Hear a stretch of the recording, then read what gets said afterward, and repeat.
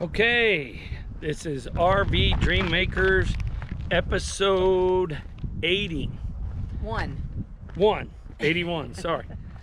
And today is July 1st, which is Michelle's birthday. And we are in Montana finally. And we drove up from the Yellowstone area, and if you turn around here, if I turn us around here, we are at Malmstrom Air Force Base, courtesy of Devin, who is with us, and he is able to get us in on passes. And this is a little walkway. Yeah, I don't know if we're supposed to be walking in the grass. Yeah, we'll cut over there. Well, I guess you can because you Go up and look can at see them. them. But anyway, got a helicopter, monster plane, and an Air Force jet. Rocket. This thing fires rockets, I believe, out of the top of it. That Air Force thing fires rockets, and there's a rocket. This is a missile base, and they got a bunch of missile silos outside the base, located around, I guess, where they can launch missiles if we have to. But anyway, this is in this episode, it is Mesa Verde. So we went to Mesa Verde National Park. You couldn't do any of the tours, which was a bummer. They were so short-staffed, it was unbelievable. But there was a lot not even open. So they were waiting on the college kids to get out of college, because I think that's... And there's road construction, they just don't have enough people, period. So anyway, but we got to see the ruins. We got video of all the ruins. And then on one of the ruins that we walked to, we met a really great couple, Tammy and Bruce Carr from North Carolina. And we ended up just hitting it off. They were just great. We just talked and talked. So we met up the next day and did another hike, which was to some more ruins. And so I have that. And then me and him did a hike inside Mesa Verde then the next day. And it was a really neat little hike around. And we saw some ruins and we saw some petroglyphs and did some narrow canyons, narrow stairs. It was a really interesting hike, and that was basically everything we did there. We want to go back when we can do the tours. All right, we hope you enjoy this episode.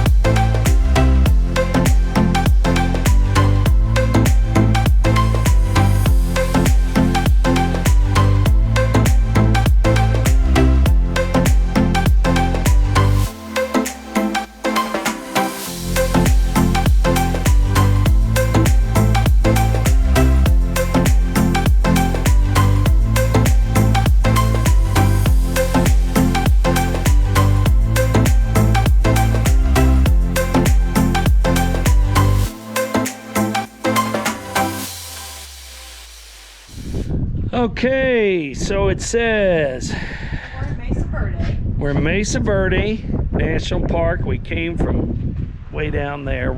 It's 20 miles to the ruins, but it says here, this early 1920s photograph shows Mancos Valley and the town of Mancos, a gateway to Mesa Verde.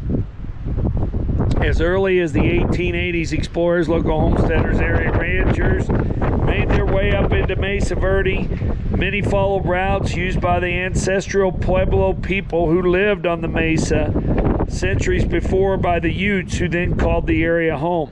When Mesa Verde National Park was established in 1906, horses and wagons were the main mode of transportation. Park officials knew that few visitors would travel into the park unless they were proper roads and trails. So they immediately began to plan a road to the cliff dwellings.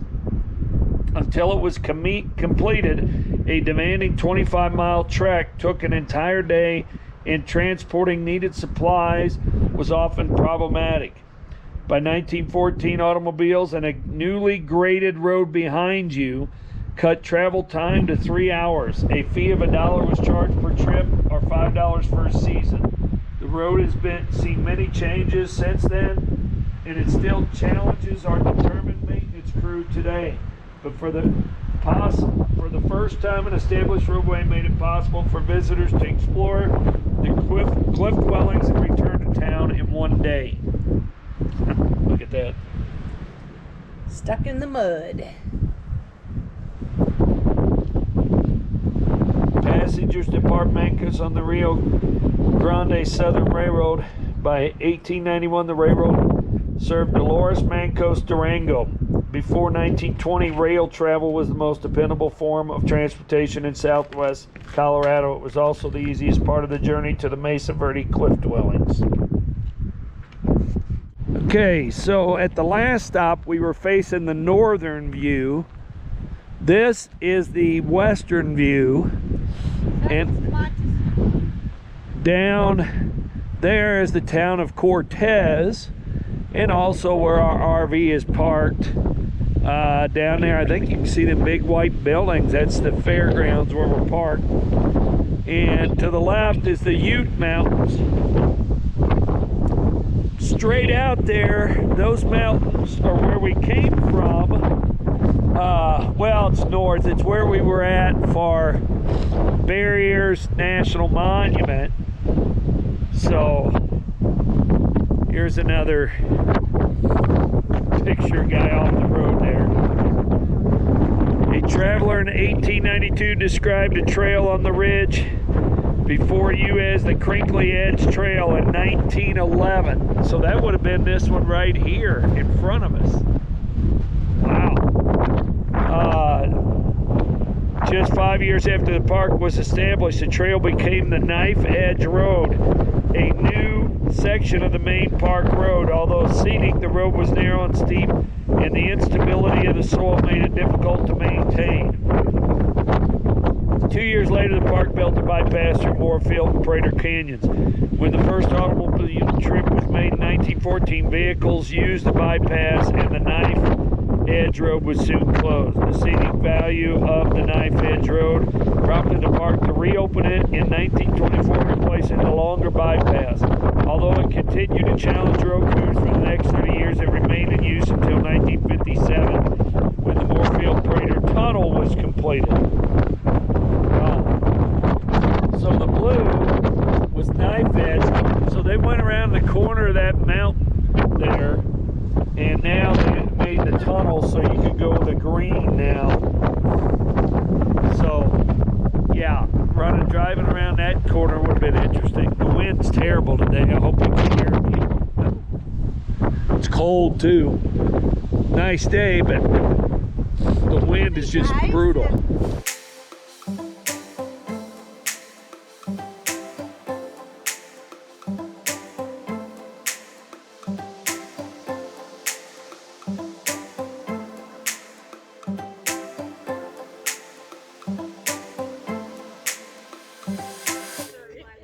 This is called Spruce Tree House. We've got a bunch of information on it. It's kind of shaded right now, but there's a whole, they've got it blocked off where you can't go down to it because of rock fall.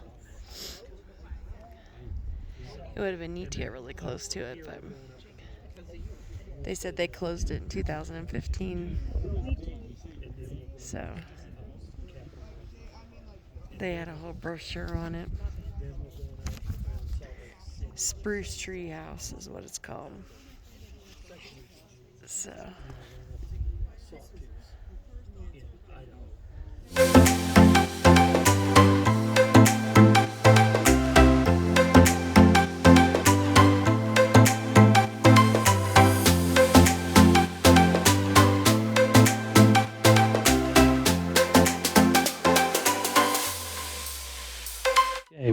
find the path to the main cliff dwellings.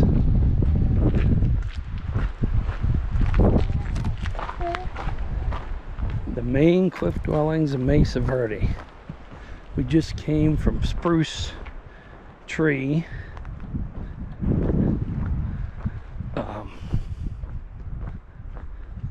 But this is called the Cliff Palace, which is the biggest one probably in North America, isn't it, Michelle? It's the most preserved in all of America.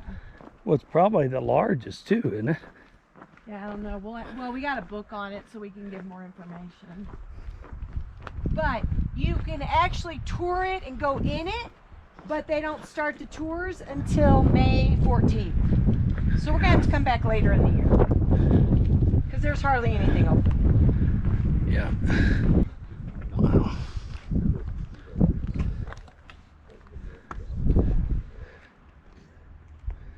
Wow, look at all those hot tubs they had.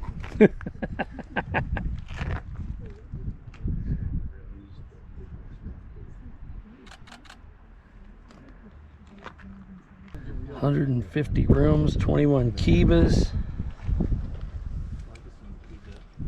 How many people live there? From over 700 years ago.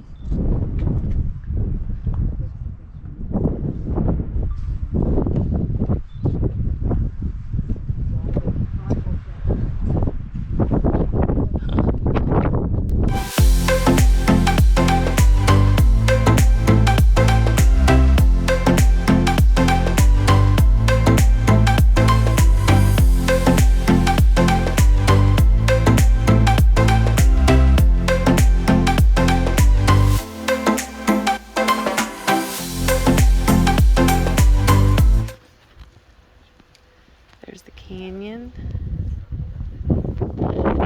You actually exit the tour over there and you have to go up a ladder. It looks... We're going to come back and do the tour that's not open yet, but there's the ladder you got to go up to exit. So, but we're going to try to come back next year, get tickets, and then come.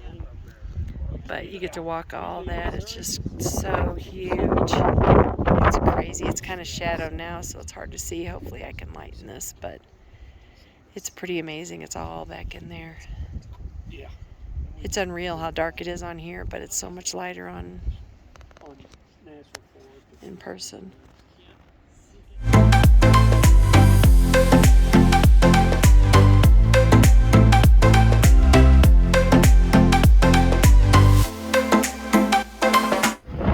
So this says, across the cliff canyon, perched on a 10-foot wide ledge, is the house of many windows. However, like all cliff dwellings at Mesa Verde, the openings you see are actually doorways, not windows. From here you can see the remaining 4 doors of the original 15 rooms. There is also evidence of a kiva on the northern end of the ledge among the trees. Above this, a hand and toe hold trail leads to the upper alcove. Another shorter trail leads there to the top of the mesa. It's pretty crazy.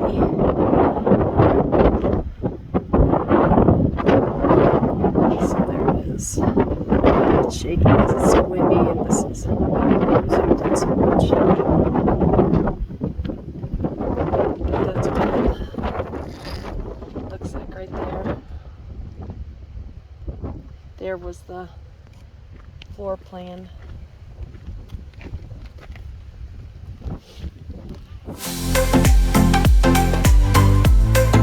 This is 12, 14 days, and we got a washer and dryer, so we do all our laundry, we clean out our tanks, we fill back Jeez, up it got our dark tanks, all of a sudden. and then I also have 8 5.5 Balcony house. that I fill up with water. And then It says it was a 38-room cliff dwelling with 2 kivas. The mid-sized village housed up to 30 people. Well, we got a good week on that. So it housed up to 30 people. We got 2 bathrooms. And it's a 38-room cliff dwelling. Yeah, well, And then there's a ladder down there. In Utah, the national There's a ladder parks. down We're headed there. up to Salt Lake City area. And My it son's says, he's going to stay with us for 3 weeks, and we're going on up to the Sawtooth in Idaho. it says that since it faces the northeast, it gets warmth from the sun for the night in it.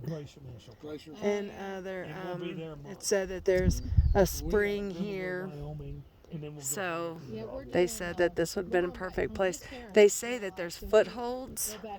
I tried to zoom in to see if I could see them, but they said that there's footholds that the people use that are still there where they would climb up, but I can't zoom in to see them. Jody's got his own binocular, so I'm going to try to have him look for it, but this is called Balcony House.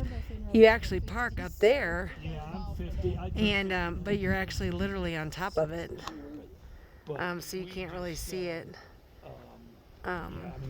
Over there, so this is the only way you can see it, but you can tour this one too, but it's not open yet either, so.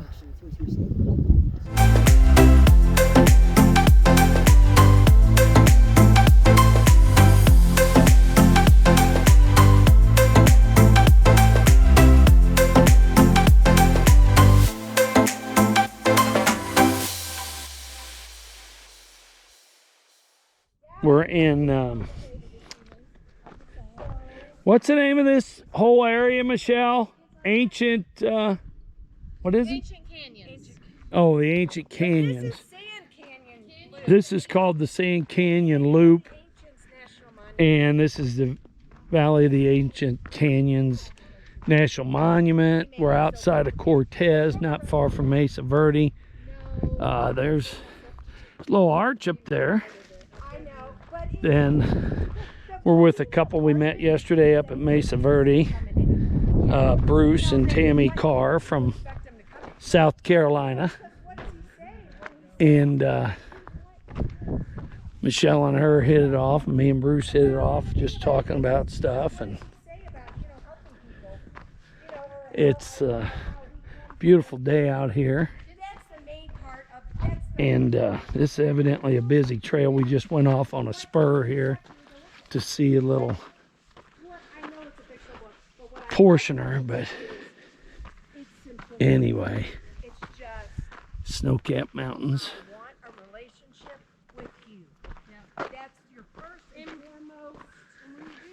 So anyway, it's a long walk. So we're on the Sand Canyon Trail, and there's a bunch of ruins along here, and this is the first ruin that we came across. So we'll probably end up going about 4 miles in and 4 miles out, but this is the first ruin. So okay, so we came across our second set of ruins. It's in this alcove. It's really neat. It's a beautiful area. The rocks are gorgeous. So we just went on a little spur. It doesn't even show it on all trails, but yep, it's back here. We're at the canyon overlook. This is the canyon back in here. It's pretty cool. This is a nice little trail. You could just get to go off and discover stuff. Hopefully he doesn't get drunk and get put in the griffin. It's pretty awesome. Where? Do you see a TV antenna? It's up there on the top. I see it on the left. Well, the GoPro won't pick this up, but Michelle's zooming in on the one way across there. Way back in there. That we're not going to get to because I don't think the trail goes that way. Okay. Are there all those 4 that we got left to see, Michelle? Are they all like together or something?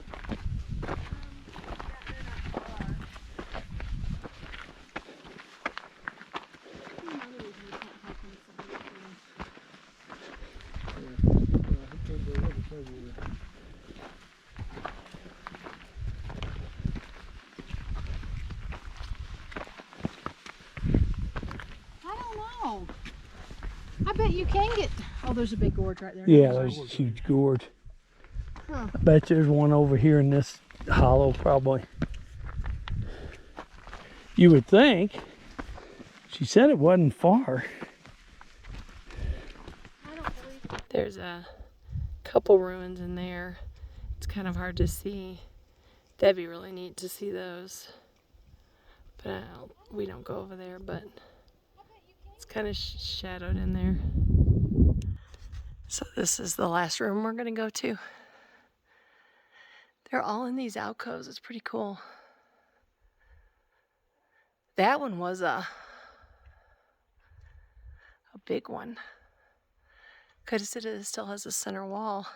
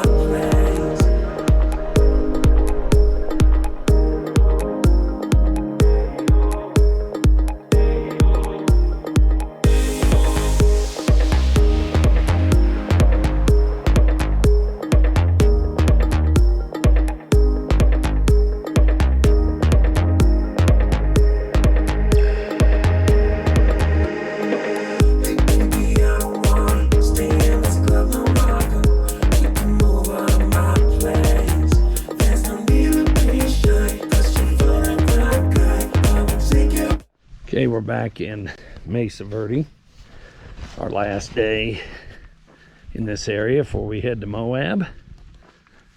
And we are doing a 2.4 mile hike to petroglyphs. And is there some ruins too? Yeah, that's what Tammy said. Yes. So,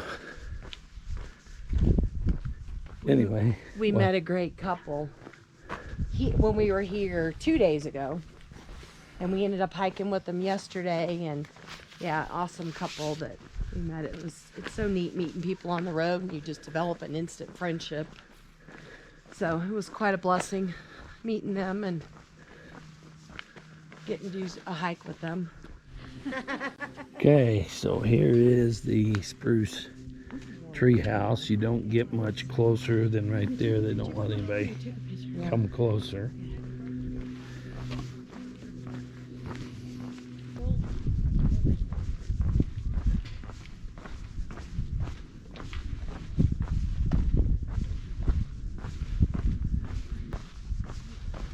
Okay, it's a lot longer walk than I thought down here.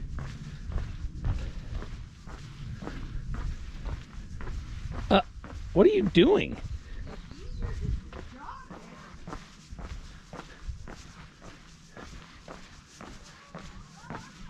What are you using on your knees? Okay, we're gonna try to squeeze through, I guess. Oh my You got a better chance of squeezing through than I do. I can't turn sideways because of the backpack. I hope I'm not going to get claustrophobic here. It's not that bad. Well, yeah. I can't turn sideways. Oh, look at that root. That's crazy. Well, I'm not turning sideways. We made it. Oh, you're saying you're as wide as me? I guess that is the only way you can go. I thought you could go around it, but I guess you can't. You have to go through there. Oh my. So this is the view. No, I'll bet you go around there and come up through there. Oh. There's I have a book and I didn't bring it, and there's numbers all along the way. So the book probably would have told me what the numbers meant, but I didn't bring it because I didn't know that it did this hike. So it's pretty challenging so far. Ooh, these are, oh wow, okay, yeah, these are itty bitty steps. I'm gonna put my phone up. Okay, we just went through a, what do you call that? Oh, my foot's stuck. Like a slot canyon. Now we're going down a very narrow stairway. It's kind of interesting.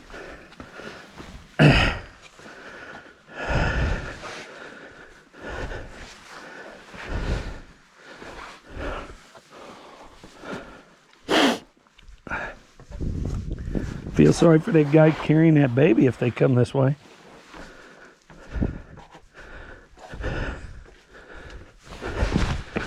as Michelle runs off and leaves me. It's an interesting hike. Not your regular hikes.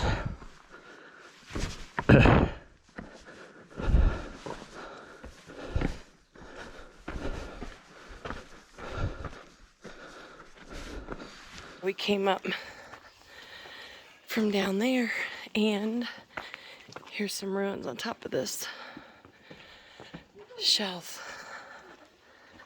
So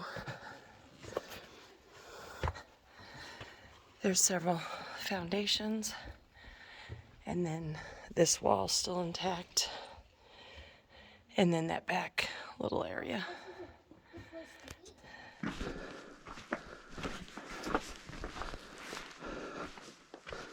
Okay, more little steps.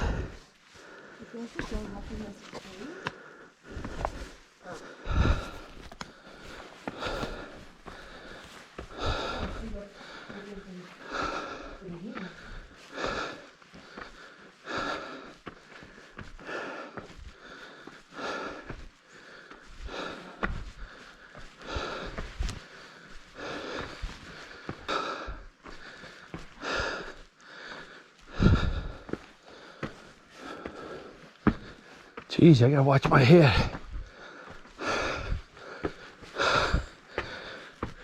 Yeah, I gotta lean a little bit. It's interesting how this is holding up the whole mountain like. All right. Oh. Oh.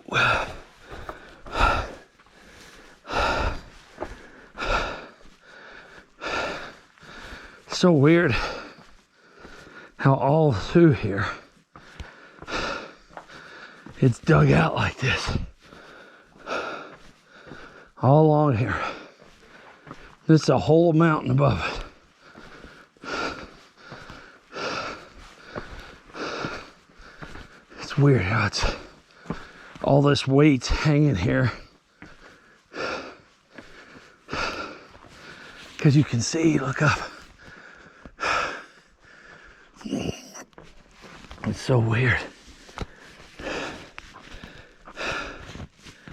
So, anyway, there's people behind us. Okay, we're finally to the petroglyph wall.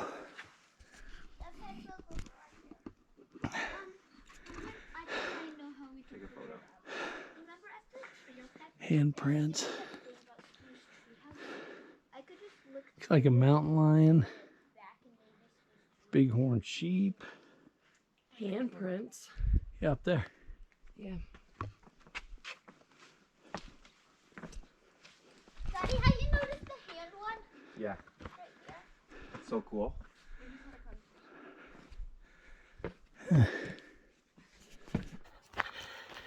Okay, we made it past the petroglyph wall and up a lot of steps. It was really interesting. Some had handholds so you could grab stuff, and it was pretty crazy getting out of that. I guess we were in a canyon or whatever you consider it. So now it says you just go through here until you hit the parking lot, which there were supposed to be some grinding stones, but we didn't see those. But if I would have had my book, it probably would have told us where they were. But anyhow, so it was a very interesting hike. It's like obstacles. Definitely was not boring, and gave us a pretty good cardio with all those steps and stuff. So for a short hike, it packs a punch.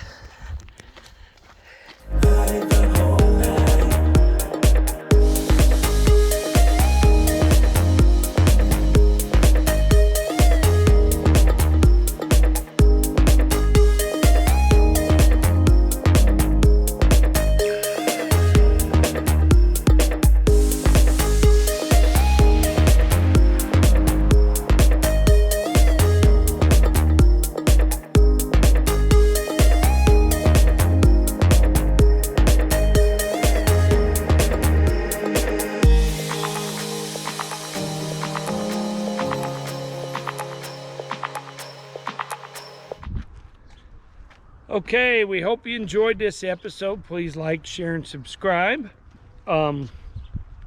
We are here at Malmstrom, supposed to be through next Sunday, but I think we're all wanting to leave earlier to go to Glacier. Because it's in the 60s. Yeah, it's been upper 80s here the last few days. It's going to drop a little bit, but Then warm back up though. yeah. So we're going to see if they'll return our money for like 3 nights, and we're going to try to get on over there at Chewing Black Bones, where we already got 25 days reserved. We might as well make it 28. Well, and Devin's with us, which I don't think we've even said that, but Devin's been with us, and this will give Devin more time in Glacier too to kind of enjoy it because he's flying out of Kalispell. Right. So he'll be with us like 34 days by the time he flies home, so that's been awesome.